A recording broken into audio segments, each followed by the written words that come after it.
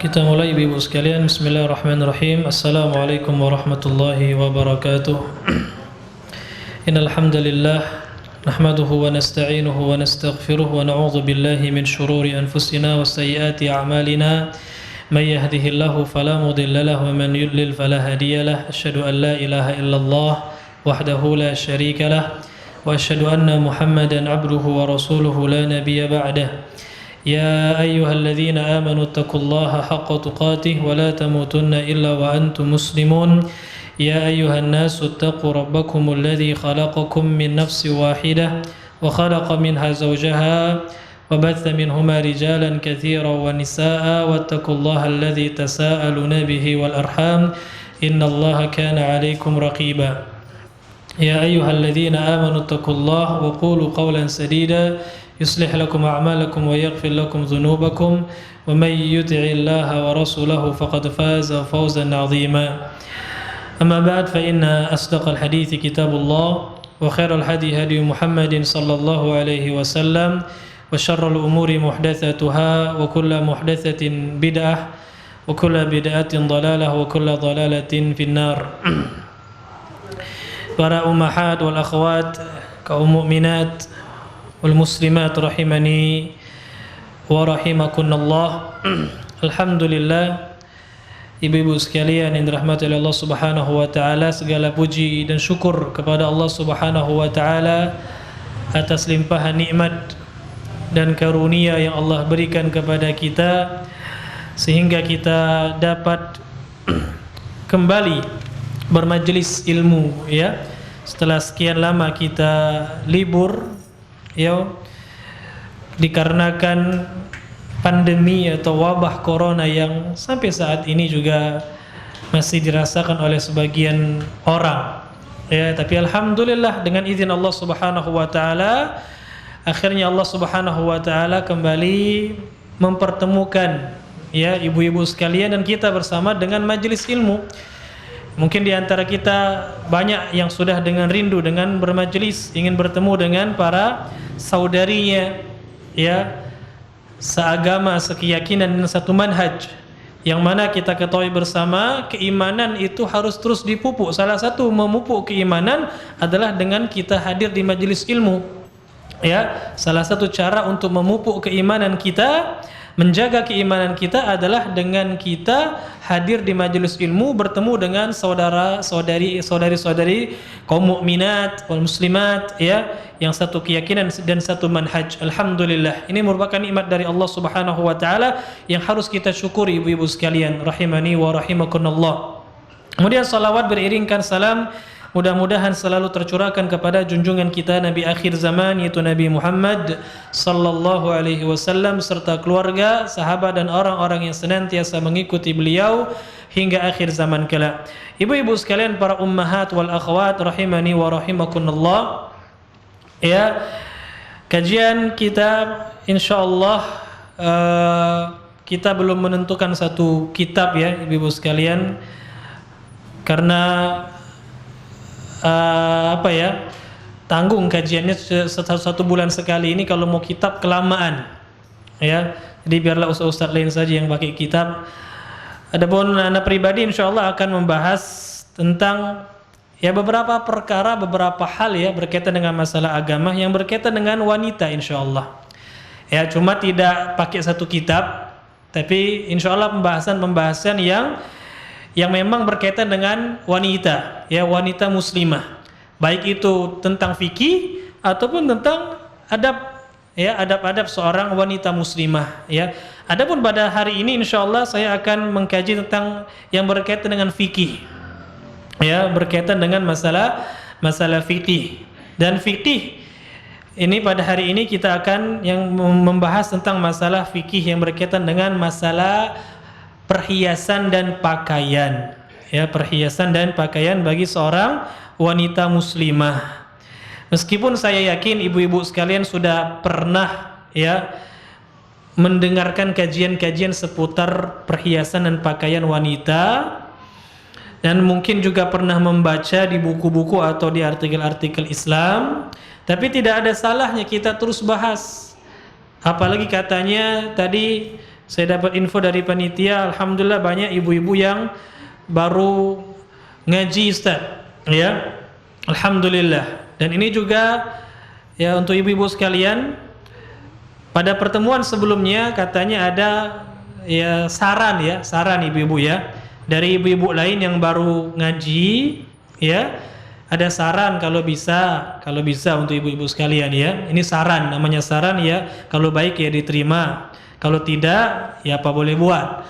Saran dari ibu-ibu yang baru ngaji, kalau bisa ibu-ibu yang sudah pakai cadar itu lepas dulu untuk saling kenal kata mereka, ya, agar mereka bisa saling kenal seperti itu. Dan memang di antara wanita kan nggak masalah, kecuali ada laki-laki di sana ya, maka ya ditutup pakai cadar.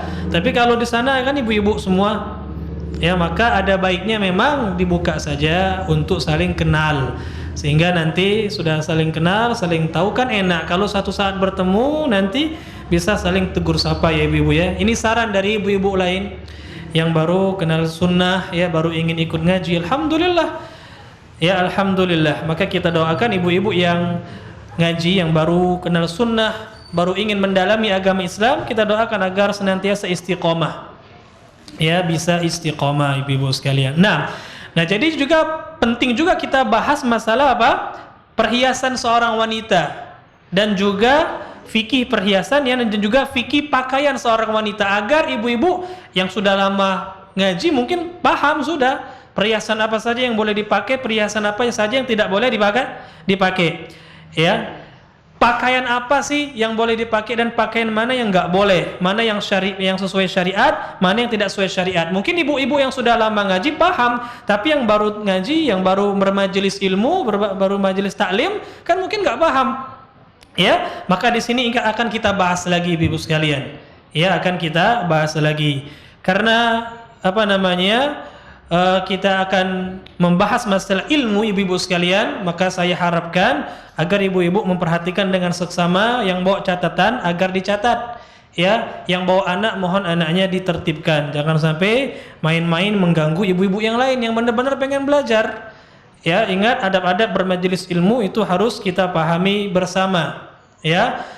Nah, dan majelis ilmu itu majelis untuk kita mencari ilmu, bukan untuk ngobrolnya nanti setelah kajian. Ya, silakan saling berkenal-kenalan ya, boleh seperti itu, wallahu alam. Tapi ketika majelis ilmu kita perhatikan dengan seksama sehingga kita mendapatkan keberkahan dari Allah, dapat pahala dan dapat ilmu dengan mencatat dan memperhatikan yang disampaikan oleh pemateri. Wallahu alam bissawab. Nah, ibu-ibu sekalian, para ummahat yang dirahmati oleh Allah Subhanahu wa taala, ya, adapun pembahasan tentang masalah fikih perhiasan dan pakaian seorang wanita ini penting untuk kita bahas, karena sehari-hari kita memakai pakaian, dan ibu-ibu itu sifat dasarnya ibu-ibu itu suka sama perhiasan. Benar ibu-ibu ya? Saya rasa semua wanita itu suka perhiasan. Ya, nah ini penting untuk kita bahas ya. Makin perhiasannya mengkilat ya, makin senang ibu-ibu. Makin warnanya kuning makin senang ya, apalagi dikasih hadiah oleh suaminya ya, bercahaya kuning-kuning, subhanallah ya, senang. Nah, ya wajar, wanita itu sifat aslinya senang dengan apa, sifat dasar wanita itu senang dengan perhiasan. Nah, penting untuk kita bahas. Nah, wallahu a'lam bishawab. Ya, mungkin pembahasan ini bisa beberapa kali pertemuan ya, tapi kita ringkaslah insyaallah, tidak terlalu panjang. Nah, kita bahas dulu tentang pakaian. Ya, sebelum kita masuk ke perhiasan itu pembahasan yang juga penting. Sebelumnya kita bahas dulu tentang pakaian seorang wanita muslimah. Ya, pakaian seorang wanita muslimah. Bagaimana sih ciri-ciri pakaian yang syar'i? Ya, apa saja syarat-syaratnya? Nah, ini penting untuk ibu-ibu ketahui bersama, para ummahat wal akhwat sekalian untuk mengetahuinya. Wallahu alam. Nah, sebelum kita menjelaskan syarat-syarat pakaian wanita muslimah, terlebih dahulu harus kita ketahui ibu-ibu rahimani wa rahimakumullah, bahwasanya menutup aurat itu hukumnya wajib. Ya, menutup aurat baik laki-laki ataupun perempuan hukumnya wajib. Kita tidak membicarakan batasan aurat laki-laki. Kita membicarakan tentang aurat wanita. Ya, karena muslimah. Ini kajian wanita muslimah. Baik. wajib bagi seorang wanita untuk menutup auratnya. Allah Subhanahu wa taala berfirman dalam surat Al-A'raf. Dalam surat Al-A'raf, surat ke-7 ayat ke-26. Apa kata Allah? Ya bani Adam qad anzalna 'alaikum libasan yuwari sawatikum wa risha. Wa libasut taqwa dzalika khair. Dzalika min ayatillahi la'allakum yadhakkarun. Wahai bani Adam, anak keturunan Adam, laki-laki dan perempuan, qad anzalna 'alaikum libasan. Sungguh kami telah menurunkan, kata Allah, untuk kalian itu apa? Libasan, pakaian. Yuwari sawatikum, yang mana pakaian itu fungsinya menutup aurat kalian.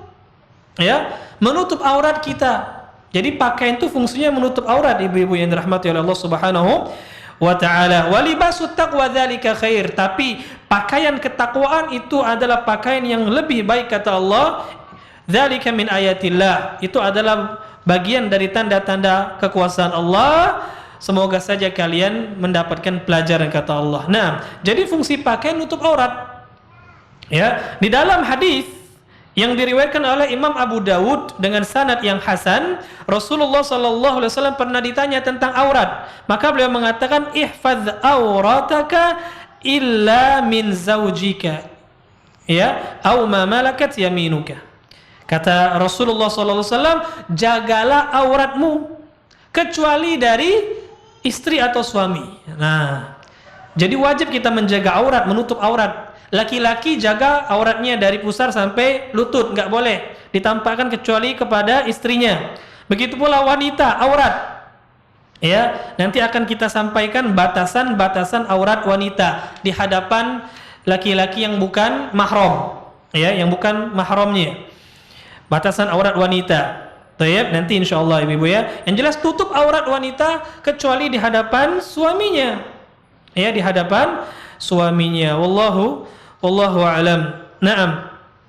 Jadi kita diwajibkan untuk menutup aurat. Ini sepakat ulama. Sepakat ulama bahwasanya aurat itu harus ditutup. Ya, baik laki-laki ataupun wanita. Perempuan batasan auratnya nanti akan kita jelaskan. Yang penting kita tahu dulu bahwasanya nutup aurat hukumnya wajib. Menutup aurat hukumnya wajib, ya. Wallahu a'lam. Nah, kemudian kita akan jelaskan di sini, ya, tentang pakaian seorang wanita di hadapan laki-laki yang bukan mahram, ya.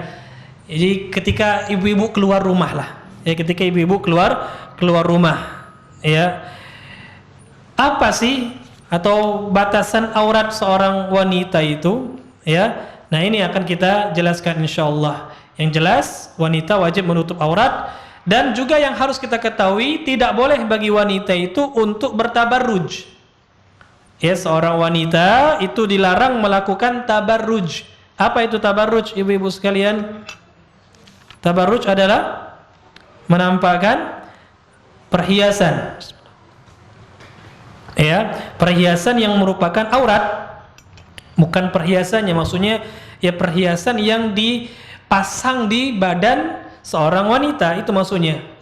Ya, ketika perhiasan itu dipakai, nah itu tidak boleh ditampakkan tabarruj. Thayyib, yang merupakan aurat, seperti kalung. Ya, seperti kalung misalnya, anting-anting. Itu kan perhiasan wanita. Itu enggak boleh ditampakkan, artinya itu bagian dari aurat. Ya, Allah Subhanahu wa taala berfirman dalam surat Al-Ahzab ayat 33. Kata Allah, wala tabarrajna tabarrujal jahiliyatil ula, dan janganlah kalian wahai para wanita bertabarruj seperti tabarrujnya orang-orang jahiliyah. Jadi enggak boleh bertabarruj ibu-ibu sekalian, itu menampakkan aurat. Dalam hadis yang sering kita dengarkan bersama, hadis yang sahih diriwayatkan oleh Imam Muslim dari Abu Hurairah radhiyallahu an, Rasulullah sallallahu alaihi wasallam pernah bersabda, sinfani min ahli nar lam arahuma. Kata Rasulullah sallallahu alaihi wasallam, ada dua golongan manusia yang mereka ini merupakan penduduk neraka. Dua golongan manusia yang mereka penduduk neraka, lam arahuma, yang belum pernah aku lihat, kata Rasulullah. Yang pertama adalah qaumun ma'um siyatun ka'adnabil baqar yadribuna bihan nas. Yang pertama adalah kaum yang mereka itu memiliki cambuk-cambuk seperti ekor sapi yang mereka gunakan untuk memukul orang. Para ulama mengatakan ini maksudnya pemimpin yang zalim. Pemimpin yang zalim yang menzalimi rakyatnya. Ya, ini adalah salah satu kaum yang diancam dengan neraka. Yang kedua, kata Rasulullah, wa nisaun kasiyatun ariyatun mumilatun mailat ru'usuhunna ka'asnimatil bukhtil mailah. Yang kedua, di antara golongan yang juga penduduk neraka, kata Rasulullah, yang belum pernah Rasulullah lihat adalah wanita yang mereka berpakaian tapi telanjang. Yang mereka berpakaian tapi telanjang.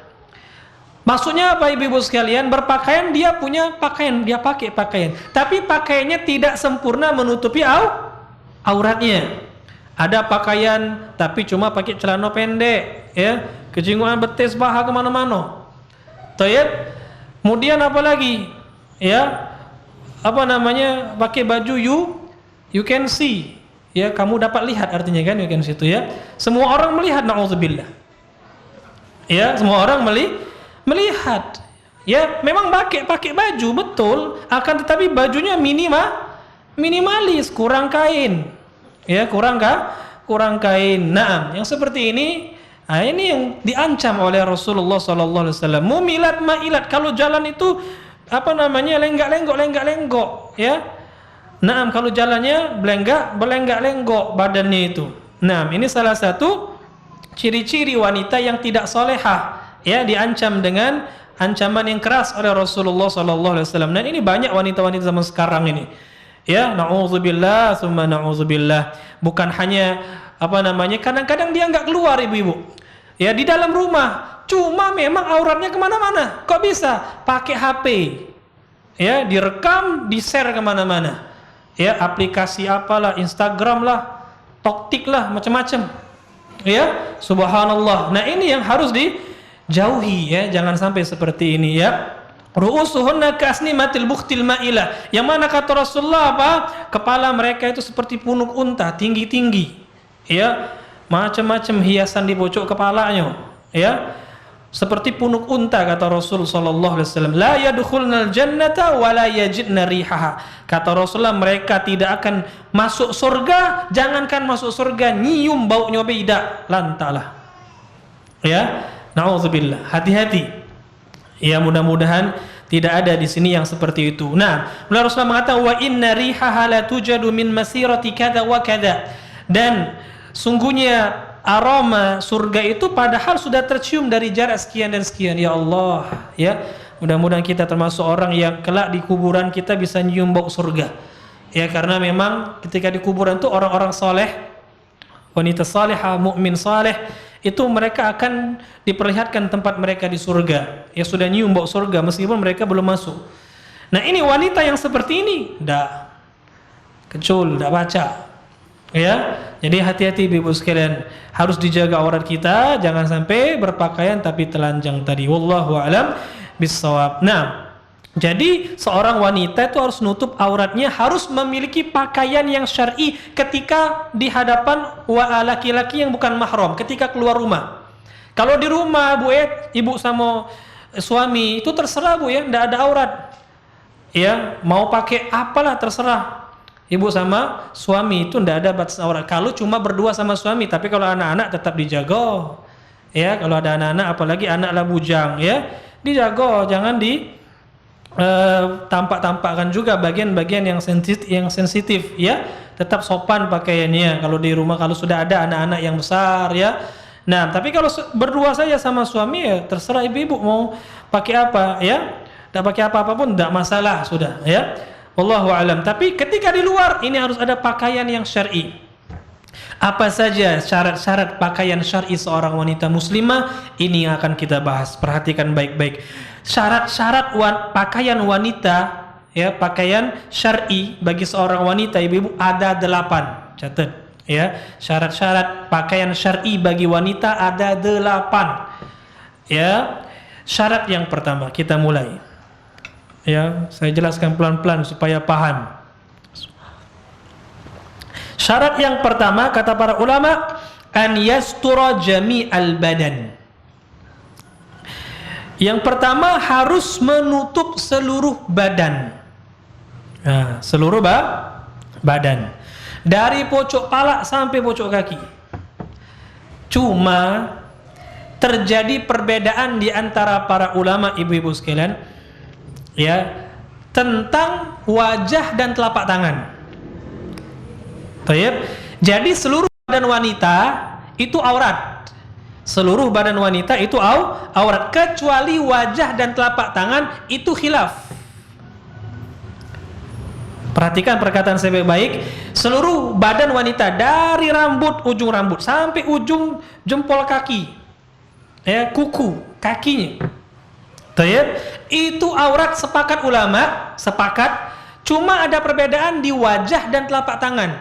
Jadi Ustaz, wajah telapak tangan bukan aurat? Enggak juga, ada perbedaan pendapat di situ. Ya, wajah dan telapak tangan ada perbedaan pendapat di antara para ulama. Ada dua pendapat. Ada dua pendapat Bapak Ibu yang dirahmati, ibu-ibu yang dirahmati oleh Allah Subhanahu wa taala. Meskipun sini ada bapak-bapak juga ya. Nah, pendapat pertama mengatakan wajah dan telapak tangan itu aurat. Nah, ini pendapat pertama. Ini pendapat pertama. Jadi gimana? Wajib juga berarti untuk ditutup. Ya, ini pendapat pertama. Pendapat sebagian ulama, dan ini pendapat yang masyhur dari mazhab Hambali. Ya, mazhab Hambali. Mazhab Hambali, karena ahlu sunnah ini dalam fikih kan mazhab yang ma'ruf, yang terkenal ada 4 ya ibu-ibu sekalian. Hanafi, Maliki, Syafi'i, Hambali. Ya. Nah, dalam mazhab Hambali ini masyhur dalam mazhab Hambali bahwasannya wajah dan telapak tangan itu aurat. Nah, ya. Ustaz, jadi tutup. Wajah tutup. Ini pendapat pertama ya. Kita belum menjelaskan pendapat kedua. Tangan tutup pakai sarung tangan. Masa seperti itu? Kayaknya ekstrim. Enggak ekstrim, Ibu. Ini pendapat ulama, ya. Tetapi kan di Indonesia enggak seperti itu. Ya, karena kita beragama bukan ikut orang. Beragama itu ikut Al-Quran, Sunnah, kemudian penjelasan para ulama. Ulama kita menjelaskan seperti itu, ya. Memang ini ada pendapatnya. Jadi kalau dianggap ekstrim, wah enggak, karena ini masih pendapat Ahlus Sunnah wal Jamaah. Ya, orang-orang yang menuduh itu mungkin dia belum baca bukunya, belum mempelajari ajaran-ajaran Ahlus Sunnah wal Jamaah. Ya. Nah, jadi pendapat ulama mazhab Hambali yang masyhur, mereka berpendapat bahwasanya wajah dan telapak tangan aurat, berarti juga ditutup, betul. Nah, ulama kaum muslimin yang banyak bermazhab Hambali sekarang ini ada di negara Saudi Arabia. Saudi Arabia itu rata-rata mereka itu mazhabnya Hambali. Kalau kita Indonesia kan Syafi'i, ya. Kalau di Saudi Arabia itu Hambali. Makanya di sana ulamanya itu mengatakan bahwasanya wajah dan telapak tangan aurat. Ya, di Saudi Arabia itu rata-rata wanitanya bercadar, dan yang yang benar-benar ikut sesuai syar'i, ya, dia pakai sarung tangan. Ya, wallahu alam. Karena dalam mazhab Hambali wajah dan telapak tangan itu aurat. Apa dalil mereka? Dalil mereka banyak dari Quran dan juga dari hadis-hadis Rasulullah sallallahu alaihi wasallam. Dari Quran misalnya kata mereka adalah sabda Rasulullah sallallahu alaihi wasallam, atau sebelumnya ayat firman Allah Subhanahu wa taala. Dalilnya diantaranya adalah firman Allah Subhanahu wa taala dalam surat Al-Ahzab. Dalam surat Al-Ahzab ayat 59 Allah berfirman, Al-Ahzab ayat 59 Allah berfirman, ya ayyuhan nabiyyu qul li azwajika wa banatika wa nisa'il mu'minin yudnina 'alaihinna min jalabibihinna dzalika adna ay yu'rafna fala yu'dzain wa kana Allahu ghafurar rahima. Kata Allah Subhanahu wa taala, wahai nabi, katakanlah kepada istri-istrimu, kemudian kepada putri-putrimu dan kepada wanita-wanita mukminin, Ya, berarti kita masuk ya, ibu-ibu masuk, wanita-wanita mukminin. Apa kata Allah? Yudnina 'alaihinna min jalabibihinna. Untuk menjulurkan jilbab-jilbab mereka ke badan mereka. Dijulurkan dari pojok kepala sampai kaki, dijulurkan, Pak, Ibu. Ya. Nah, artinya seluruhnya berarti. Karena kata Allah, yudnina 'alaihinna min jalabibihinna. Dijulurkan seluruhnya, pakai penutup kepala sampai seluruh badannya. Wallahu alam. Ya. Nah, kemudian dalam hadis Rasulullah pernah bersabda, al-mar'atu auratun. Wanita itu adalah aurat. Nah, wanita itu ibu-ibu sekalian seluruhnya berarti. Karena Rasul mengatakan wanita itu adalah aurat. Ya, fa idza kharajat istashrafaha syaitan. Kalau wanita itu keluar, maka akan dihias-hiasi oleh syaitan. Ya, gimana dihias-hias oleh syaitan? Ya, dijadikan wanita itu menarik, ya. Makanya laki-laki itu akan melihatnya kalau seandainya wanita itu keluar. Makanya wanita itu aurat, harus ditutup. Ini diantara dalil yang digunakan oleh para ulama yang mengatakan wajah dan telapak tangan itu aurat bagi wanita. Ini pendapat pertama, ibu-ibu sekalian. Nah, ada pendapat yang kedua, ya.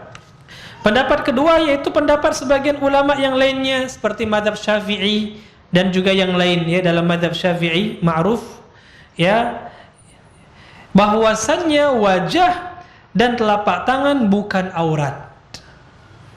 Wajah dan telapak tangan bukan aurat. Ini pendapat sebagian ulama diantaranya dalam mazhab Syafi'i, dan ini yang dipilih oleh Syekh Al-Albani rahimahullahu ta'ala, ya, seorang ulama besar di zaman ini. Wallahu alam bissawab. Nah, memang betul, berarti memang ada pendapat ulama yang mengatakan wajah dan telapak tangan bukan aurat. Betul, Bu.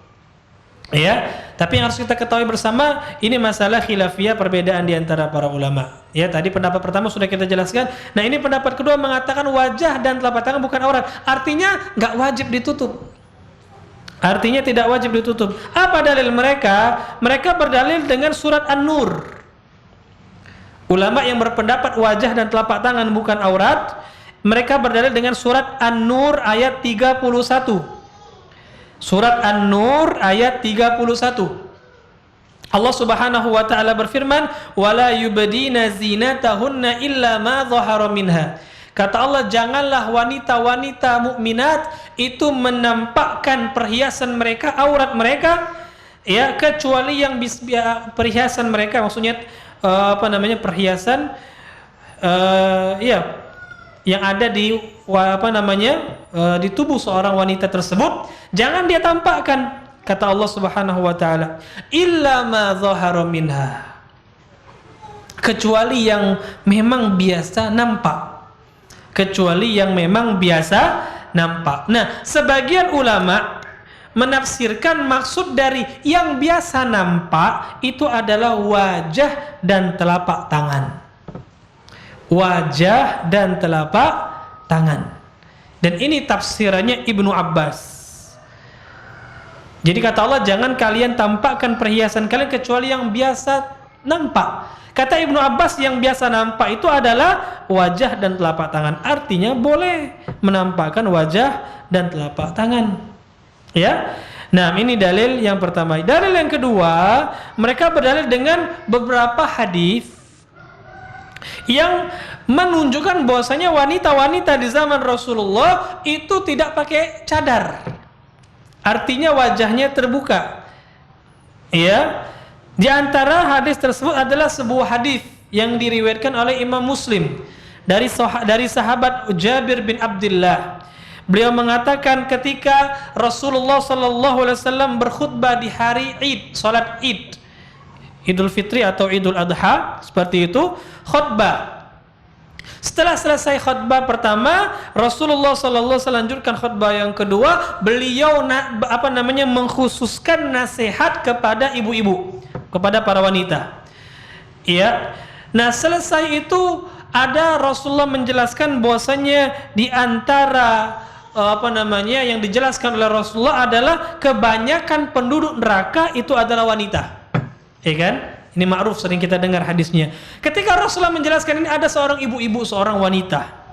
Seorang wanita yang waktu itu sedang berada di tengah-tengah sof, ya, dia berdiri, ya. Yang mana kata Jabir bin Abdullah, wanita ini wajahnya pipinya itu pucat.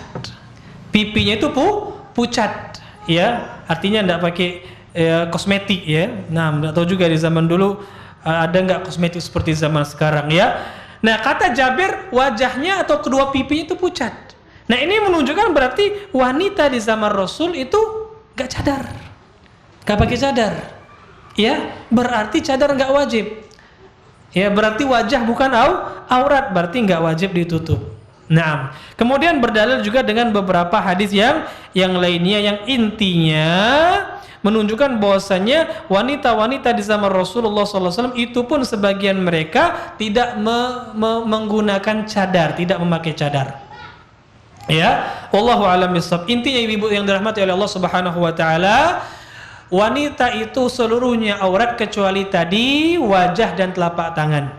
Ya, kalau ditanya saya, Ustaz, apa jadi yang lebih kuatnya, Ustaz? Wajah dan telapak tangan aurat atau bukan? Wallahu a'lam. Sampai sekarang ya saya masih cenderung dan condong kepada pendapat yang kedua, bahwasanya wajah dan telapak tangan wanita bukan aurat.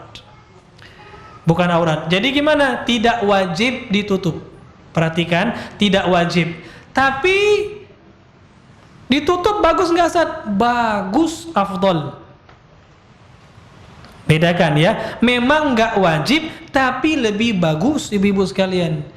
Lebih bagus, lebih afdol, ya. Seperti kita mengatakan hukum puasa Senin Kamis wajib atau sunnah, ibu-ibu? Sunnah, ya. Tapi kalau ditanya lebih afdol mana, orang yang puasa atau nggak puasa? Yang puasa. Nah, itulah kira-kira, ya. Jadi pakai cadar, pakai sarung tangan wajib nggak? Tidak, sunnah. Tapi mana yang lebih bagus, Ustaz? Tentunya pakai cadar dan pakai sarung tangan. Tapi kita tidak boleh mencela yang nggak pakai cadar, nggak pakai sarung tangan. Seperti kita nggak boleh juga mencela orang yang tidak puasa Senin Kamis.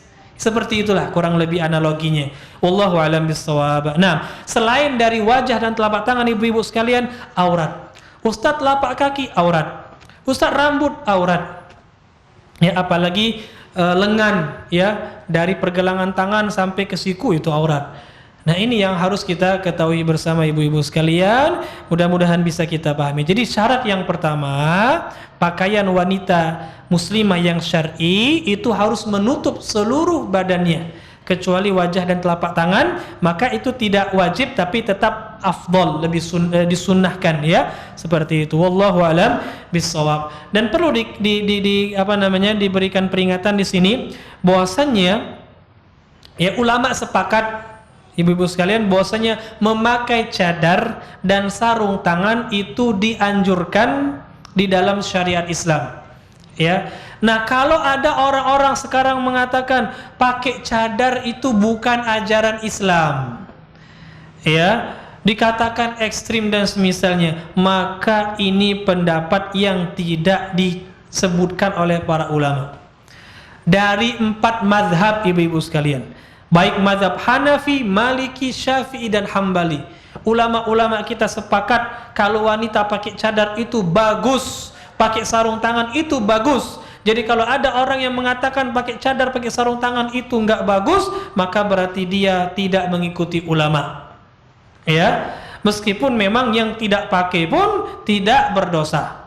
Ini yang harus kita ketahui bersama, dan ini ilmu yang harus kita pahami, ibu-ibu yang dirahmati oleh Allah Subhanahu wa taala. Wallahu alam bissawab. Nah, ini syarat yang pertama. Kita lanjut syarat yang kedua. Karena ada 8 syarat, ya, cukup banyak. Syarat yang kedua, syarat pakaian syar'i bagi seorang wanita muslimah adalah an la yakuna zinatan fi nafsihi. Yaitu pakaiannya itu bukan merupakan perhiasan, ya.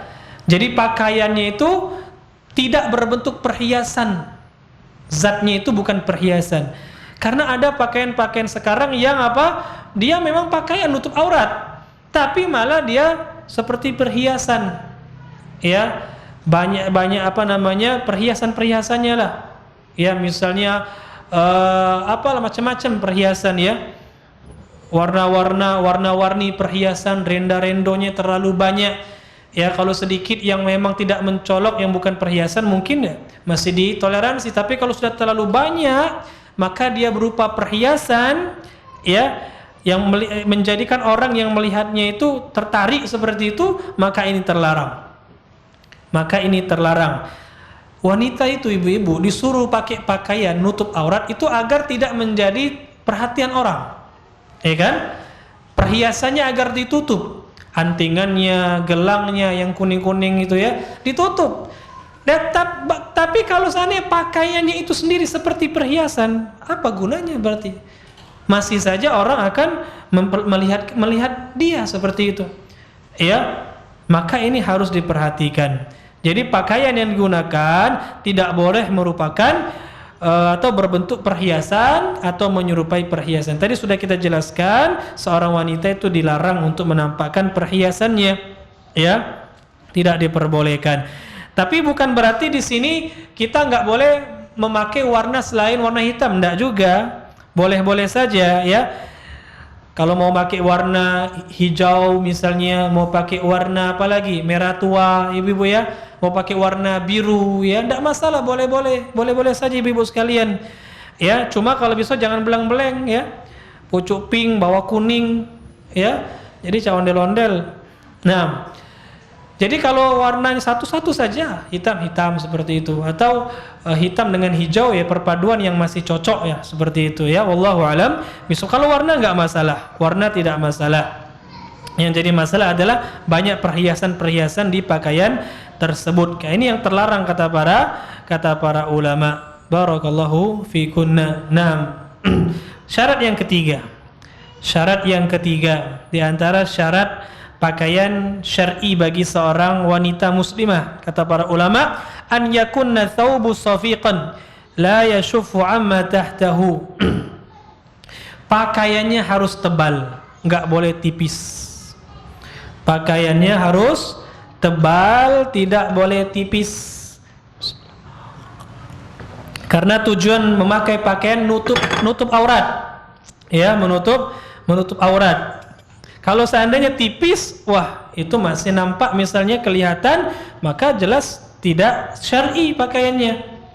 Pakai pakaian putih menerawang misalnya, ya, kelihatan warna kulitnya, na'udzubillah.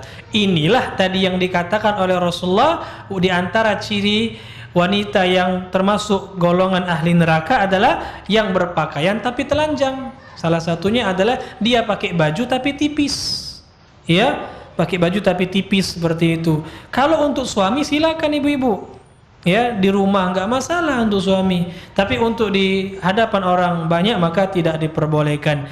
Ya, jadi cari pakaian yang tebal, yang menutup aurat, ya, tidak menampakkan warna kulit, ya. Dan maka ini juga salah satu pakaian yang juga tidak disarankan untuk dipakai adalah pakaian-pakaian yang warnanya sama seperti warna kulit, ya. Misalnya ibu pakai celana dalaman, celana panjang, ya, untuk dalaman itu warnanya seperti warna kulit, itu hindari saja.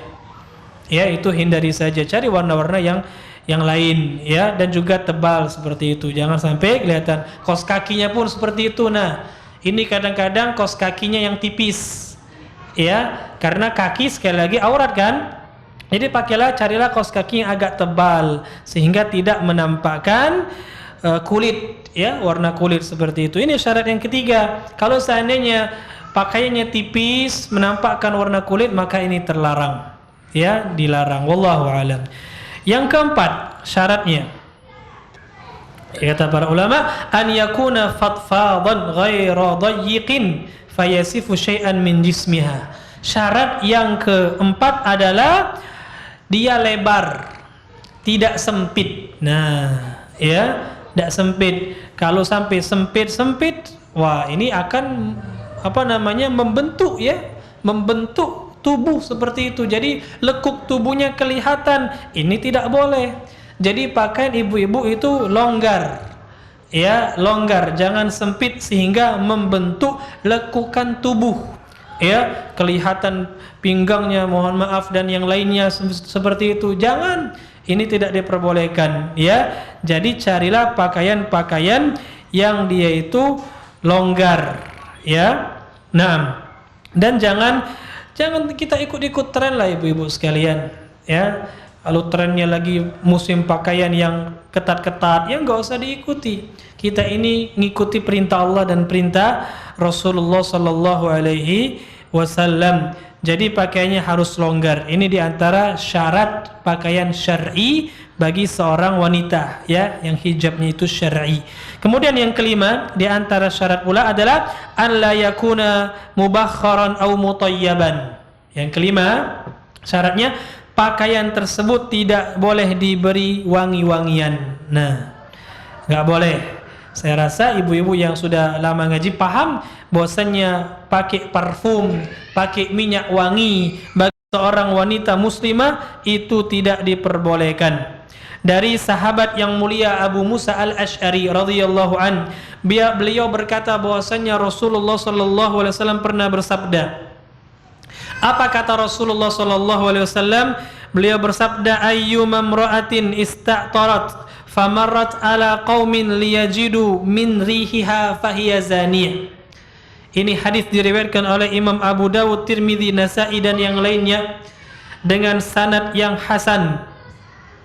Rasulullah bersabda, perempuan atau setiap perempuan, ya, yang dia memakai wangi-wangian, pakai parfum, pakai minyak wangi, kemudian dia keluar rumah, famarrat ala qaumin, lalu dia melewati sekelompok laki-laki atau berpapasan dengan laki-laki, ya, berpapasan dengan laki-laki, melewati laki-laki, liyajidu min rihiha, agar laki-laki tersebut mencium bau harum parfum wangi-wangian yang dipakainya tadi, fahiya zaniyah, maka hukumnya wanita tersebut seperti seorang pezina.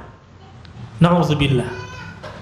Ya, jadi seorang wanita yang memakai wangi-wangian, pakai parfum, pakai minyak wangi, dia keluar bau harumnya tercium laki-laki, maka itu hukumnya seperti perzina kata Rasulullah sallallahu alaihi wasallam.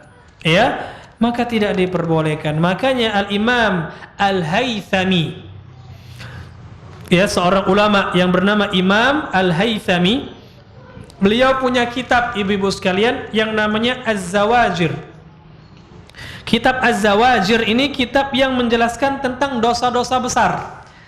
Kata beliau, di antara bentuk dosa besar adalah, kata beliau, anna khurujal mar'ah min baitiha muta'attira mutazayyina minal kaba'ir walau adina laha zawjuha. Kata Al-Imam Al-Haythami dalam kitab beliau Az-Zawajir tentang dosa-dosa besar, kata beliau bahwasannya keluarnya seorang wanita dari rumahnya dengan memakai wangi-wangian, ya, pakai perhiasan menor, itu merupakan dosa besar, ya, meskipun suaminya mengizinkan. Ya, ini suami yang tidak benar ini. Suami yang mengizinkan apa? Istrinya untuk keluar dengan memakai wangi-wangian. Ya, menor ini suami KTA Tiago, ya. Naam, tidak boleh, harusnya dilarang ketika istri itu. Istri itu dandan di hadapan suami. Nah, silakan pakai wangi-wangian, boleh bu, ya. Kalau pakai parfum di hadapan suami terserah, nak pakai 3 liter lantakan, ya. Tapi kalau seandainya di hadapan orang lain tidak boleh, keluar rumah tidak boleh, ya. Ini kan kadang-kadang terbalik, ya, wanita zaman sekarang terbalik, ya. Wanita-wanita di luar sana, kalau wanita di sini tidak ada. Insyaallah, ya, mudah-mudahan di ibu sini tidak ada yang seperti itu. Tapi wanita-wanita di luar sana yang belum tahu hukum Islam, hukum syariat, ya, kebalik dia. Ketika di rumah bau apa? Bau bawang, ya kan? Masak-masak bawang, wah, sedapnya bau. Keringat luar biasa, campur aduk. Suami balik, berdenges, ya, luar biasa. Nah, giliran keluar rumah, masya Allah, pakai gincu, ya, wangi segala macam, Ya, segala parfum dari Paris lah, dari Spanyol dipakai. Subhanallah. Ya, yang menikmati siapa? Suami tetangga. Suami sendiri enggak. Ini kan keliru yang seperti ini. Ya, ini keliru. Jadi harus diperbaiki nih. Cara yang seperti ini harus diperbaiki ya. Mudah-mudahan yang ikut ngaji sini kita semua menjadi apa? Pionir terdepan ya. Kita dulu rubah diri kita, kemudian kita ajarkan wanita-wanita muslimah yang lainnya untuk mengamalkan syariat Islam yang satu ini. Jadi nggak boleh ibu-ibu sekalian pakaian tersebut diberi wangi-wangian, nggak boleh ya. Jadi gimana Ustaz? Nanti badan kita bau? Ya insya Allah nggak bau lah ya, insya Allah tidak bau. Cari penangkal bau lah ya, tapi jangan pakai wangi-wangian, itu yang tidak diperbolehkan. Ya, kalau cuma untuk menangkal agar tidak bau saja, misalnya deodoran ya yang tidak ada wanginya ya, atau wanginya pun nggak kecium lah, seperti cuma untuk menangkal agar tidak terlalu bau badan kita, itu nggak masalah insya Allah ya, tidak sampai keluar. Intinya yang nggak boleh itu kalau wanginya tercium sampai keluar ya, pakaiannya dikasih parfum ini yang tidak diperbolehkan. Wallahu alam bissawab. Nah, kemudian yang keenam, syarat pakaian syar'i bagi seorang wanita muslimah. Kata para ulama, alla yushbiha libasar rijal. Tidak boleh menyerupai pakaian laki-laki. Nah, tidak boleh menyerupai pakaian laki-laki. Ya Bu ya, tidak boleh. Jadi laki-laki punya pakaian tersendiri yang tidak boleh dipakai oleh wanita. Baju koko misalnya, tidak boleh ibu pakai baju koko ya. Ibu-ibu kan sudah ada pakaian tersendiri, pakai gamis wanita ya kan. Alhamdulillah seperti itu. Pakai hijab-hijab yang bagi baju-baju yang syar'i ya. Saya tidak tahu baju-baju yang syar'i itu apal namanya itu. Intinya pakai ya, gamis lah seperti itu ya, jilbab yang sesuai dengan pakaian wanita, enggak boleh menyerupai pakaian laki-laki. Ya. Dalam sebuah hadis yang sahih Rasulullah sallallahu alaihi wasallam melaknat, kata Ibnu Abbas, la'ana Rasulullah sallallahu alaihi wasallam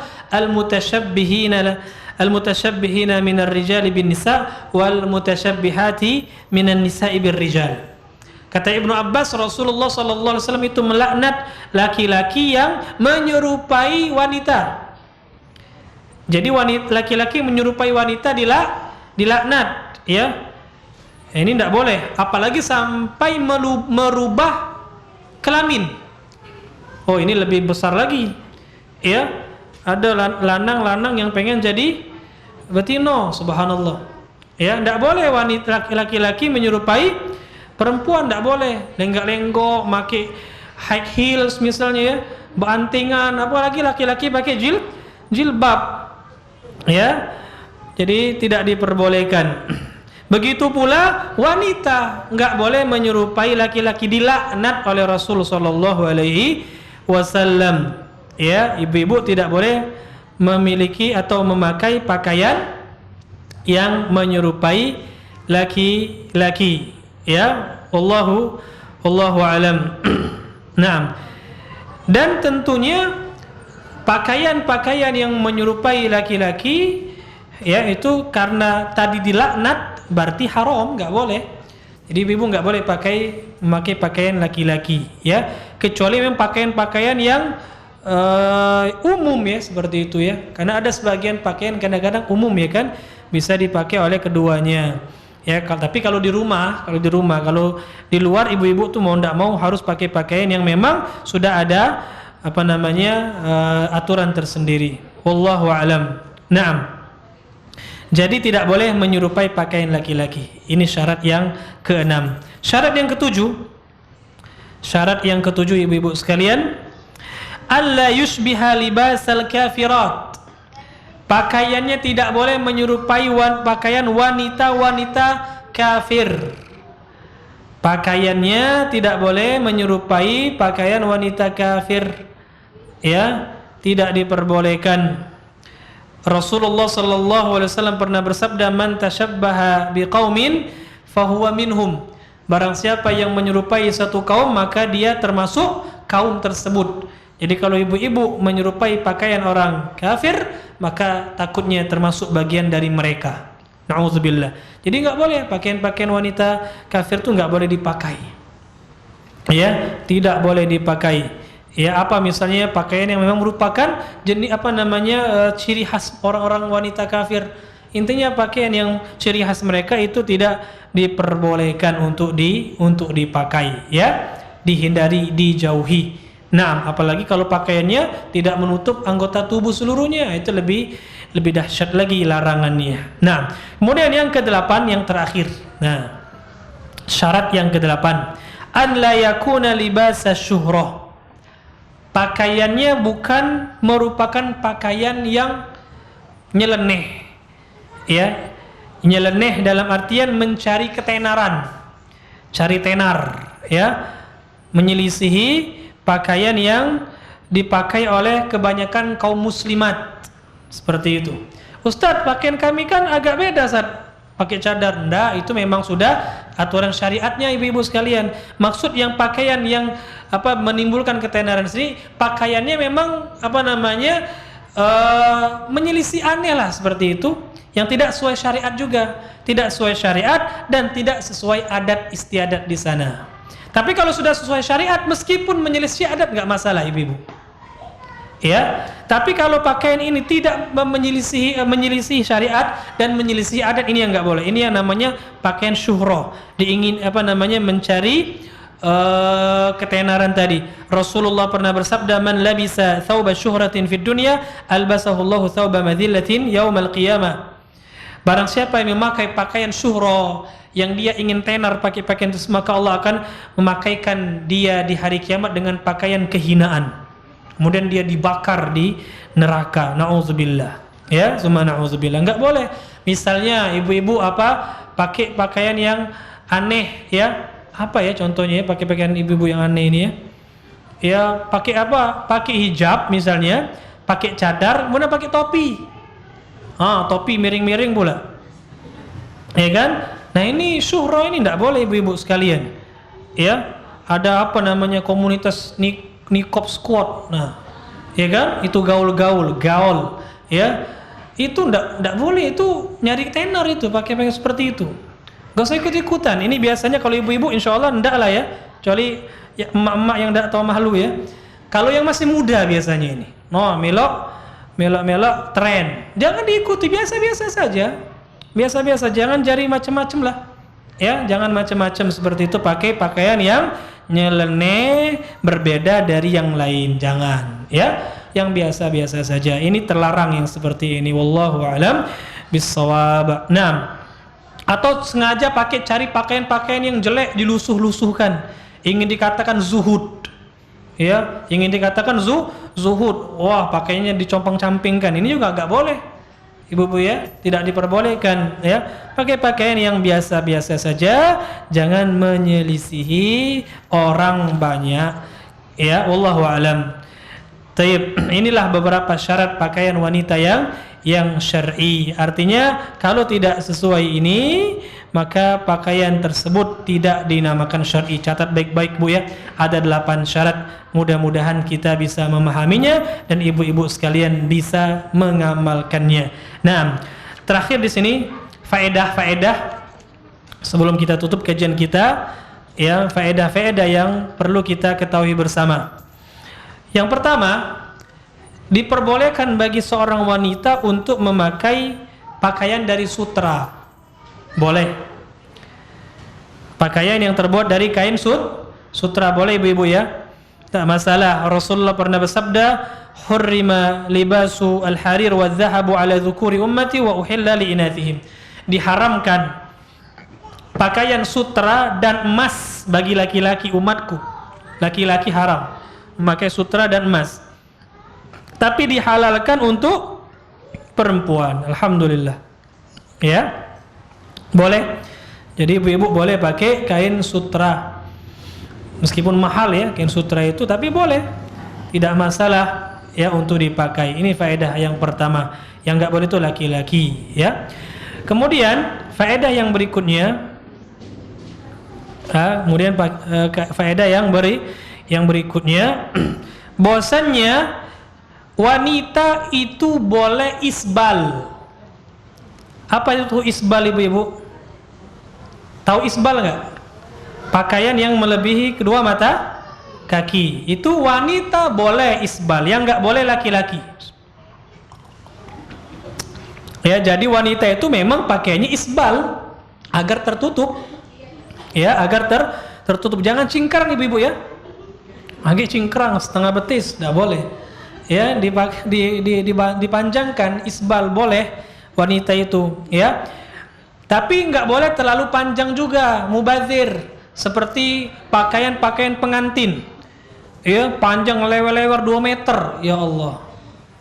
Itu untuk apa itu? Ya, kalau diambil pakaian 2 meter, pacak jadi jilbab lagi. Ya kan? Nah, jangan seperti terlalu panjang. Maksimalnya kata para ulama itu ibu-ibu 1 hasta. Tahu tidak 1 hasta, ibu? Dari ujung tangan sampai siku, itu 1 hasta namanya. Dari ujung jari sampai siku, itu 1 hasta bahasanya. Diukur dari betis, ibu-ibu sekalian. Dari betis diukur 1 hasta. Nah, itulah batasannya. Itu batasannya, ya. Ini ngukurlah dewek-dewek, ibu-ibu ya. Nah, jangan-jangan lagi sibuk ngukur ini. Biasalah ibu. Nah, mempraktekkan ilmu ya. Taib. Jadi boleh ibu-ibu untuk isbal seperti itu ya. Dan jangan terlalu panjang tapi ya, lebihnya itu. Kemudian faedah yang ketiga, bolehkah seorang wanita memakai celana? Ya, kalau keluar jelas nggak boleh. Maksudnya nggak pakai baju lagi ya, cuma pakai celana saja. Nggak boleh. Kenapa? Karena membentuk tubuh jelas. Ya. Tapi kalau celana yang digunakan memang celana wanita, khusus wanita. Apa ya celana wanita itu ya? Ya, pokoknya itulah ibu-ibu ya. Dipakai untuk di dalam seperti itu ya kan, agar lebih tertutup. Sebelum pakai gamis panjang, pakai celana dulu. Maka ini tentu saja boleh. Maka ini tentu saja diperbolehkan karena bisa lebih menutup. Ya, seperti itu. Untuk yang digunakan di dalam, kemudian di dalam gamis seperti itu. Wallahu alam. Nah, tapi ingat Pak, celana yang dipakai harus celana yang memang khusus untuk wanita. Nggak boleh celana yang biasa dipakai oleh laki-laki. Ini harus diketahui bersama. Nah, adapun kalau keluarnya cuma pakai celana jeans lagi dipakai. Ya, celana jeans itu tidak diperbolehkan jelas karena membentuk anggota tubuh, membentuk aurat, ya. Nah, ini yang harus dipahami untuk masalah celana. Kemudian yang berikutnya di antara faedah juga, itu bolehkah wanita memakai sendal atau sepatu yang berhak tinggi? Nah, ini mungkin masih menjadi pertanyaan juga sebagian ibu-ibu. High heels, ya, boleh nggak pakai hak tinggi Ustaz sepatunya atau sendalnya? Wallahu a'lam bishawab. Para ulama mengatakan tidak diperbolehkan. Ya, tidak diperbolehkan. Karena ini kata para ulama ciri-ciri wanita non muslim. Ciri-ciri wanita non muslim memakai seperti itu. Ya. Ditambah lagi kalau wanita pakai high heels biasanya jalannya lebih lenggok. Ya, ini kemudian ditambah lagi kata para ulama itu bisa berakibat buruk untuk kesehatan kaki seorang wanita. Ya, tidak baik untuk kakinya seperti itu. Ya, maka tidak diperbolehkan. Diperbolehkan. Cari sendal atau sepatu yang biasa-biasa saja, ya. Ya, jangan tinggi-tinggi, jangan dipakai. Kecuali tingginya itu masih wajar ibu-ibu ya, bukan yang high tapi masih ya agak tinggi memang tapi nggak benar-benar kelihatan seperti itu ya. Intinya tidak terlalu tinggi lah ya, yang masih wajar maka nggak masalah. Tapi meskipun yang lebih baik adalah yang sendal-sendal biasa saja, yang datar-datar saja, itu insyaallah lebih baik ibu-ibu sekalian. Barakallahu fikunna. Wallahu a'lam bishawab. Insyaallah sampai sini dulu pertemuan kita pada hari ini menjelaskan tentang fikih pakaian ya. Insyaallah mungkin pada pertemuan selanjutnya kita masuk lagi tentang masalah perhiasan ya, fikih perhiasan bagi seorang wanita. Nah, atau sebelumnya nanti kita jelaskan juga tentang masalah aurat wanita di hadapan mahram. Itu penting juga untuk kita bahas. Barakallahu fikunna. Insyaallah sampai sini yang bisa kita jelaskan pada kesempatan kali ini. Sebelum kita tutup, kalau ada pertanyaan, ya silakan ibu-ibu sekalian ditulis saja ya. Ditulis, kemudian diberi. Oh, ini bukan pertanyaan. Ustaz, tolong doakan teman-teman yang baru ngaji agar mencintai sunnah dan istiqamah. Insyaallah ya. Jadi di pembukaan juga sudah saya sampaikan. Kita memohon kepada Allah Subhanahu wa taala agar diberikan, agar apa? Untuk para ibu-ibu, para ummahat, para akhwat yang baru ngaji itu diberikan keistiqomahan, ya. Mencintai sunnah. Jadi ibu-ibu mengamalkan sunnah Rasulullah, syariat Islam di akhir zaman ini berat, tidak mudah ya. Jadi untuk ibu-ibu yang baru ngaji, ya, alhamdulillah, syukuri ibu-ibu.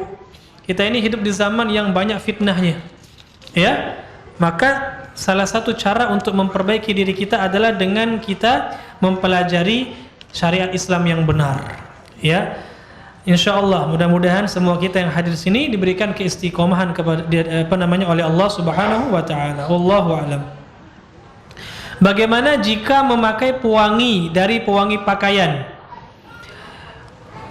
Ya, kalau wanginya masih benar-benar harum tersebar, ya nggak boleh.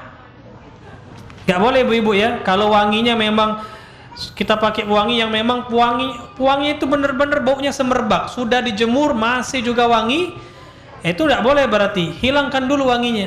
Atau cari pewangi-pewangi yang standar saja, ketika dijemur baunya sudah samar-samar, nggak wangi lagi. Jadi kita masuk nggak boleh ya, kecuali tadi memang pakaiannya sudah tidak harum lagi ya, ketika dicuci sudah selesai, dijemur hilang wanginya misalnya, atau sedikit memang tidak semerbak ya. Naam. Waalaikumsalam warahmatullah. Ustaz, kebetulan suami ana belum dapat hidayah. Suami ana kurang senang jika melihat ana pakai jilbab lebar yang menjulur ke bawah. Jika ingin bepergian bersamanya, namun dia juga tidak melarang memakai pakaian dan jilbab lebar jika ingin bepergian ke kajian atau keluar rumah. Maksudnya pakai jilbab segi 4 biasa yang juga menutupi dada. Bagaimana menurut Ustaz? Ya, selama masih nutup aurat, ya nggak masalah. Selama masih nutup, ya, selama masih menutup maka nggak masalah.